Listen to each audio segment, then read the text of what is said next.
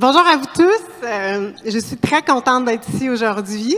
Vous êtes beaucoup. Je me dis que peut-être qu'avec le soleil, il y allait avoir un peu moins de monde dans la salle, mais vous en faites pas, on va y aller. Donc, je m'appelle Marie-Claude Brûlé. Je suis la directrice générale. Le volume est bon, en fait. On m'avait prévenu de parler plus fort. Oui, donc, je suis directrice générale au SANA, donc le service d'accueil des nouveaux arrivants de Shawinigan. Donc, en fait, pour ce qui est de la localisation, en fait, tu peux changer d'ici. La localisation, où est Shawinigan? Shawinigan, en fait, on est à 20 minutes de Trois-Rivières, donc c'est pas très loin. C'est une ville de 50 000 de population. On est vraiment, tout le monde dit la même chose, je le sais. Mais Shawinigan, on est très bien placé géographiquement.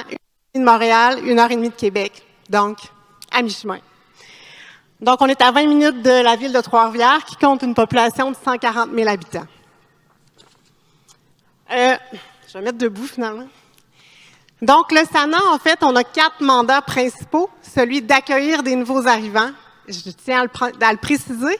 Donc, que ce soit des personnes qui soient d'origine immigrante ou provenant de d'autres villes du Québec ou du Canada. Je vous ai mis qu'on allait accueillir environ 200 personnes cette année. Ça va monter à environ 300. Nous avons également un mandat d'intégration, donc d'intégrer nos nouveaux arrivants à la collectivité, un mandat de promouvoir Shawinigan au national et à l'international, et également celui de sensibiliser la population locale à la diversité culturelle. Donc, en fait, un peu d'histoire. Le SANA, ça a quand même 17 ans. On a été fondé, c'est un organisme qui a été fondé en 2005. Par, à l'époque, le ministère de l'Immigration en région. Donc, en fait, on avait un monsieur Bonenfant à l'époque qui a créé plusieurs SANA. Donc, on avait un SANA à Trois-Rivières, un SANA à Masquinongé, également un SANA à La Tuque et le SANA de Shawinigan. Ce que je tiens à préciser, c'est que il y a 4 SANA en Mauricie, mais nous travaillons tous de façon indépendante, des directions générales différentes, des conseils d'administration différents, des populations cibles différentes, des mandats différents. Aussi, je vous ai précisé que ça a longtemps été un organisme qui vivotait. Pourquoi? Parce qu'en fait, on avait très peu de personnes immigrantes qui venaient à Shawinigan. Sinon, c'est parce qu'ils n'allaient pas trouver nécessairement d'emploi à la hauteur de leurs compétences, donc allaient repartir. Aussi, vivotait parce qu'on avait peu de financement et aussi, au niveau des ressources humaines, c'était très instable. Donc, en fait, il y avait beaucoup de roulement de personnel en poste. Là, j'ai mis une belle acétate, en fait. On a eu un météorite, je dirais un clash ou un tremblement de cœur. J'aime bien cette expression-là, tremblement de cœur, sur Shawinigan. Il y a 2 événements, en fait, qui sont survenus à la fin 2014 et le début de l'année 2015, puis qui ont amené un changement de paradigme important à Shawinigan. D'une part, on a eu l'ouverture d'une mosquée. En fait, il y a des gens musulmanes qui souhaitaient ouvrir une mosquée à Shawinigan parce que les gens devaient faire Shawinigan-Trois-Rivières 2 fois par jour pour aller à la mosquée. Donc, il y avait le souhait d'ouvrir une mosquée. Donc, en fait, nous avons notre mosquée. C'est plus que ce qui est ressorti de ces discussions-là, c'est qu'on avait besoin, là je recule, c'est quand même fin 2014, début 2015, c'est que ça amenait le constat que nous avions besoin de sensibiliser davantage la population locale. D'une part, et d'une autre part, c'est qu'on avait l'arrivée de la multinationale CGI qui allait s'installer à Shawinigan. Qu'est-ce que ça représente pour une ville de 50 000 de population, une multinationale en TI qui s'en vient chez nous? Bien, c'est sûr que la population locale, on n'allait pas avoir l'expertise. C'est pas dans nos bassins de population qu'on allait avoir des gens qui allaient pouvoir travailler pour cette entreprise-là. Donc, c'est sûr que c'est des gens qui allaient venir de Montréal ou de l'international qui allaient s'en venir chez nous. Donc, en fait, là, c'est à ce moment-là que moi, j'ai été embauchée en 2015. Et clairement, je vous le dis, mon entrevue de sélection, c'était sur qu'est-ce que tu peux faire pour sensibiliser davantage la population locale à la diversité culturelle. Donc, ça a été l'entrevue et ça a été également mon premier mandat, ce sur quoi j'ai travaillé pendant les premiers mois de mon contrat. Donc, on a fait une refonte intégrale du SANA. On a tout revu, le conseil d'administration, tout a été revisité, je dirais. Et j'ai travaillé sur une campagne de communication, je dirais majeure, en fait. On est en 2015. Ça a été gros, très gros. dont l'objectif, en fait, c'était de sensibiliser la population locale à la diversité culturelle, mais également de mobiliser la population, les entreprises et les partenaires à cette cause. Donc, on a lancé une campagne de communication qui s'appelle « Shawinigan carrément Panda ». Donc, en fait, pourquoi Panda? Parce que c'est l'acronyme de « Population accueillante des nouveaux arrivants d'ici et d'ailleurs ». Pourquoi le panda? Parce que le panda, il est blanc, il est noir, il vient d'Asie, tout le monde l'aime. Donc, en fait, sympathique et accueillant, le message qui lui est accolé est Shawinigan carrément Panda. Donc, notre première édition qu'on a fait en 2015, c'est que mon objectif a vraiment été d'aller chercher des ambassadeurs issus de différents milieux, que ce soit économique, institutionnel. Je suis allée chercher des gens de partout. En fait, tous les gens, on les a photographiés avec leurs macarons, leurs pandas. L'idée était d'envoyer le message à la population en général que tout le monde, en fait, se faisait porte-étendard d'une cause un peu. Les gens y croyaient. Donc, ça a vraiment mobilisé la communauté en entier. Puis l'autre chose aussi, où je suis très, très fière, c'est qu'on peut le voir, en fait, peut-être l'acétate plutôt, oui, c'est qu'en fait, c'était la première fois que une ville, ma ville, endossait une cause. Donc, on peut le voir, en fait, avec l'immense bannière qu'il y a derrière, qui est sur l'hôtel de ville à Shawinigan. Et à tous les mois de novembre aussi, c'est que c'est la ville, l'hôtel de ville qui est éclairé avec des faisceaux lumineux orange. Puis ça envoie le message haut et fort que la ville accueille ces nouveaux arrivants. Donc ça, et on avait aussi l'autobus plus bas avec l'immense panda, donc qui se promenait pour démontrer. Donc, en fait, mon objectif avec cette première édition-là, en fait, ça a été la première édition. La deuxième édition, ça a été vraiment d'aller, on l'a dit, on l'a redit, et je le dis encore, l'objectif, c'est pas des stats, c'est d'humaniser l'immigration. Donc, en fait, on est allé chercher la première édition, parce que là, je vous le dis, on en est à la 8e édition.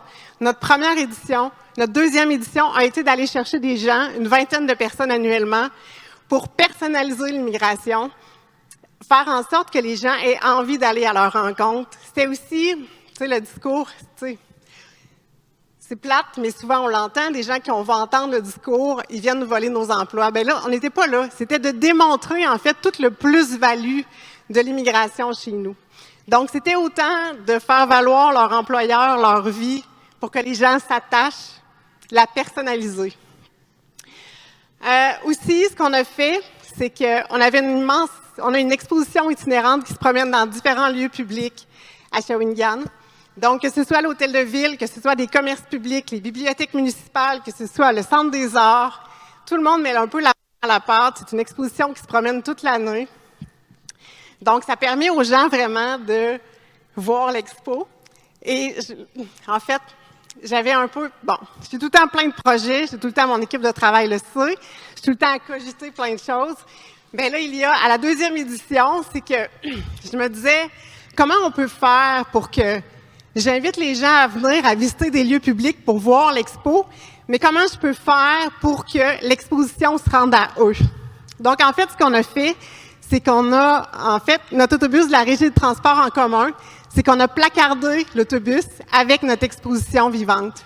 Donc, en fait, c'est que j'ai fait le défi, je me suis dit, si vous la voyez pas, vous allez la voir différemment parce que l'autobus va se rendre chez vous. Donc, ce que ça fait, c'est que l'autobus sillonne tout le territoire de Shawinigan, qui est très vaste. Donc, ça permettait à tout le monde de la voir.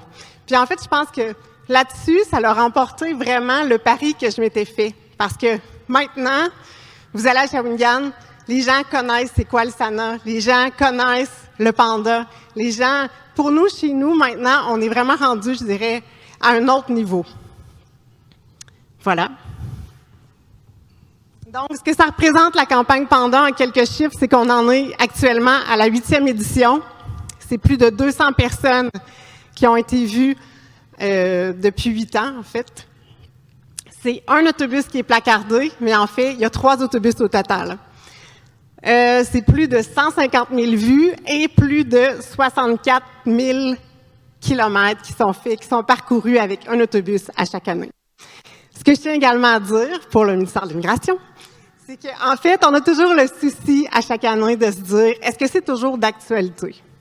Puis en fait, l'idée, c'est que cette campagne-là, oui, elle l'est. Puis je dirais même plus, c'est que c'est les gens qui nous appellent pour dire « Hey, Karine, j'aimerais ça faire partie de la prochaine expo. Donc, pour ces gens-là, c'est vraiment un sentiment de fierté de prendre part à cette campagne. Donc, oui, on revient. Donc, le portrait de la clientèle chez nous, en fait, on a de plus en plus, un peu comme tout le monde, de plus en plus d'étudiants internationaux. Ça va aussi doubler, on a vu les chiffres, ce qui s'en vient. Beaucoup de travailleurs économiques, beaucoup de familles et aussi principalement francophones où la deuxième langue va être le français également. Donc, la lecture de la situation depuis 2015, c'est que grâce à CGI, en fait, ce que je vous ai un peu raconté en 2015, c'est que depuis leur arrivée chez nous, qui était une ville où il y avait très peu de personnes immigrantes, nous avons plus de 62 nationalités différentes à Shawinigan. Donc, pour nous, ça a été vraiment... CGI a été une locomotive incroyable. Parce qu'en fait, elle a démontré à d'autres entreprises qui étaient plus réticentes à avoir de l'immigration que c'était possible de coexister, de travailler ensemble à un objectif commun. Aussi, ce que je dirais également, c'est qu'on a beaucoup d'emplois spécialisés. Donc, je dis CGI, Desjardins TI, le CNVR. Donc, 95% de nos emplois, des gens qui arrivent chez nous, peut-être 90% des gens qui arrivent chez nous, ont déjà tous des emplois en main. Donc, oui, CGI a donné le coup d'envoi. Ce que ces événements ont changé pour nous, pour le SANA, c'est qu'en fait, on siège maintenant autour de différents comités en tant qu'organisme de développement économique. Je tiens à le préciser. On est aussi considéré comme la porte d'entrée pour tout ce qui touche l'immigration à Shawinigan. Ça aussi, c'est important de le mentionner. On est partie prenante de la ville en tant que partenaire. On a des apports de capital qui sont importants, qui proviennent de différents bailleurs de fonds et de partenaires. On fait également partie de la solution pour répondre à la pénurie de main-d'œuvre. Notre équipe, en fait, quand moi j'ai accepté le mandat, j'y croyais vraiment à cette cause-là. Je serais pratiquement gênée de vous dire le salaire que j'ai dû me négocier pour y aller, mais j'y croyais. En fait, on était 1,5 personne pendant peut-être 2 ans. On est rendu 10 personnes. Nos bureaux ont maintenant des pignons sur la rue, sur l'artère principale. On fait vraiment partie de l'écosystème du centre-ville de Shawinigan. Bon, là, en fait, je vais vous parler de l'accueil à Shawinigan. En fait, mon idée, c'est de vous partager un peu ce qui fonctionne chez nous. Donc, au niveau de l'intégration, pour 2021, on a eu 63 activités, 1332 de participation. En 2022, en date du 15 septembre, c'était 36 activités, 1594 participants. Bon, en fait, là, je buvais tout le temps un peu de mon expérience perso, et également aussi de mes enfants. C'est que je me dis, puis je regarde un peu l'environnement, c'est que cette année, on a eu parti un projet pilote cet hiver avec la station de ski locale que nous avons. Personnellement, j'ai appris à faire du ski alpin, j'avais 4 ans. C'est parce que mes parents m'ont amené faire du ski alpin. Mais je me suis dit, si je viendrais du Gabon, en tant que parent, je suis pas certaine que j'inciterais mes enfants à aller faire du ski alpin. Donc, en fait, on a parti un projet pilote. C'est 20 jeunes, en fait, qui ont été... On a même dû faire un tirage au sort parce qu'il y avait trop d'enfants, trop de parents qui ont levé la main par intérêt. Donc, on a dû en sélectionner 20. Je pense que c'était 10 nationalités différentes qui y ont pris part. Donc, ça s'est déroulé pendant tout l'hiver, à raison d'1 fois par semaine. Après ça, les enfants pouvaient aller faire du ski avec des accompagnateurs. Les enfants ont adoré ça. Ça passait dans le cadre de nos activités identitaires, dans le PACI. Ça, je vous le dis, pour nous, ça a été un vif succès. Camp du Lac-en-Cœur, là aussi, ça, c'est mon camp quand moi j'y allais, quand j'étais petite, quand j'envoyais ma demande par la poste. Mes enfants aussi y vont. En fait, pourquoi le Lac-en-Cœur? Parce que c'est un camp régional chez nous. Il y a des enfants de partout, les établissements scolaires de la région qui le fréquentent. Je trouve ça important d'inciter les enfants des nouveaux arrivants à prendre part à ces activités-là parce que, ils rencontrent des amis qui fréquentent leur école. C'est aussi de l'identitaire. Ça permet de faire cuire des marshmallows autour d'un feu et de voir vraiment, en fait, dans le cadre du PACI, nos activités identitaires. Je te regarde. Je regarde le ministère de l'Immigration. Voilà. Donc, en fait, ça aussi, là, je vous parle tout de projets pilotes pour cette année, mais qui ont été un vrai succès. Un camp de jour en leadership interculturel, c'est dans le cadre du PAC. Donc, l'objectif, c'est de sensibiliser les jeunes de Shawinigan à la diversité culturelle. Magnifique projet.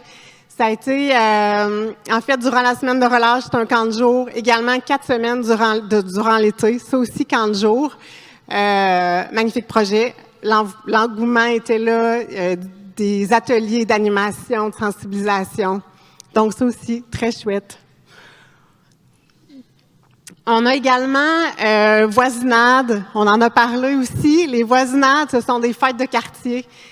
J'habite un quartier résidentiel. Il y a de plus en plus de personnes qui, en fait, là, sûrement qui regardent. Au fil des discussions, les gens vont me questionner. Moi, j'habite où? J'habite à tel endroit. Donc, les gens se disent, ben si Marc-Claude habite là, ça doit être chouette. Donc, il y a de plus en plus de personnes immigrantes qui habitent le quartier. Je trouvais ça important que les gens se rencontrent entre eux.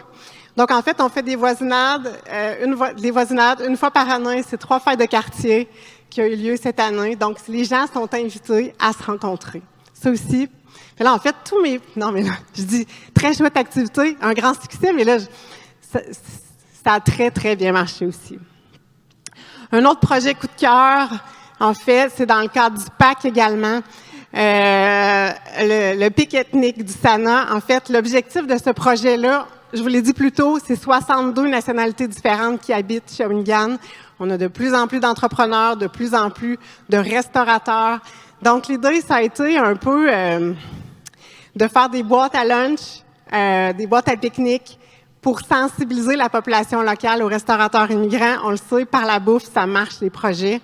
Donc, c'était l'entrée qui était faite d'un restaurant indien, le repas principal d'un autre restaurateur immigrant, le dessert d'un autre restaurateur.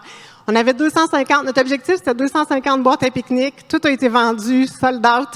Puis, en fait, les restaurateurs étaient présents aussi pour l'événement. On a dépassé 500 personnes qui étaient présentes. Je tiens à le dire également, on avait des partenaires aussi avec Culture Shawinigan, donc tout ce qui était animation, spectacle, diversité culturelle. Donc ça aussi, très chouette activité. Ça aussi, ça a été un autre gros mandat. Les défis du parc, en fait, chez nous, on a les défis du parc. Ce sont un gros événement de course à pied, de vélo, triathlon qui a lieu dans le parc national. C'était la 2e fois qu'on faisait cette activité-là. Donc, c'est un club de course, 7 km, le défi dans le parc national.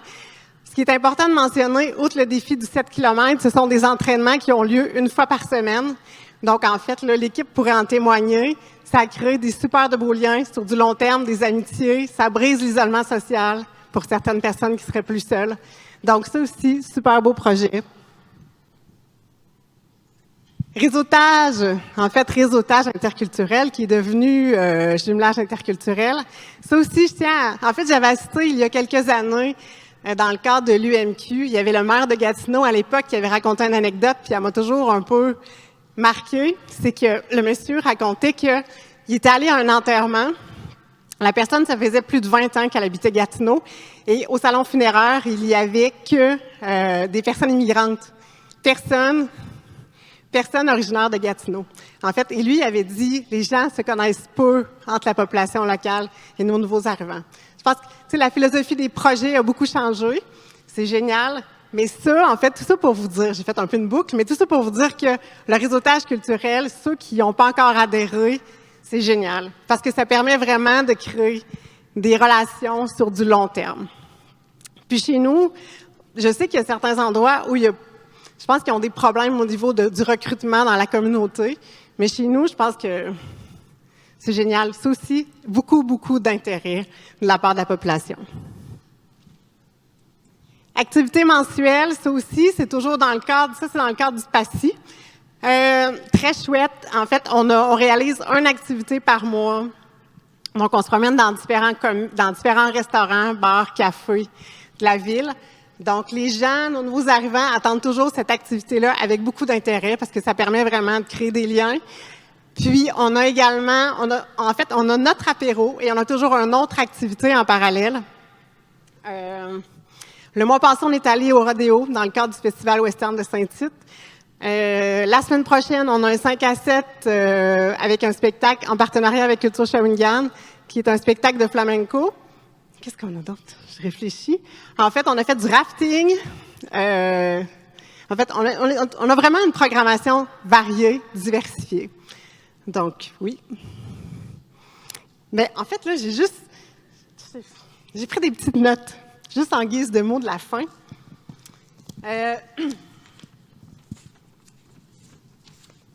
En fait, je voulais juste dire, pour le MIFI, entre autres, le fait qu'il soit revenu en région, c'est génial. Puis je l'ai également, c'est dommage, mais j'espère que vous avez tout un Anthony et un Eric en guise de collaborateurs, parce qu'en fait, on doit se parler à peu près 3 fois par semaine, puis c'est en travaillant en partenariat et en collaboration qu'on arrive à réaliser des grandes choses. Je tenais à le dire. L'autre chose aussi, pour tous ceux qui travaillent dans des services d'accueil, soyez opportunistes, en fait. Je pense que, puis opportuniste dans le bon terme, mais je pense qu'il y a plein d'alliances, de partenariats qu'on peut faire. Puis, on en parlait aussi, c'est qu'on a une agilité que le domaine du municipal ou d'autres milieux n'ont pas, que nous avons. Soyez-en conscients. Puis l'autre chose que je voulais dire, je me suis un peu fait voler un peu ma réflexion de M. Côté antérieurement, mais ce que je voulais vous dire, c'est que on est vraiment sur la ligne de front, nous tous, en fait.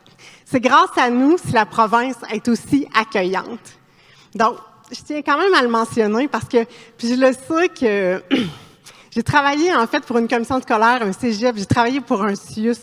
Le débit peut être très intense de travail, mais ça fait 8 ans que je suis là. Je m'éclate toujours à aller travailler à chaque matin parce que je considère personnellement que je fais la plus belle job. Donc, bravo à vous qui faites en sorte que le Québec est une magnifique province. Voilà.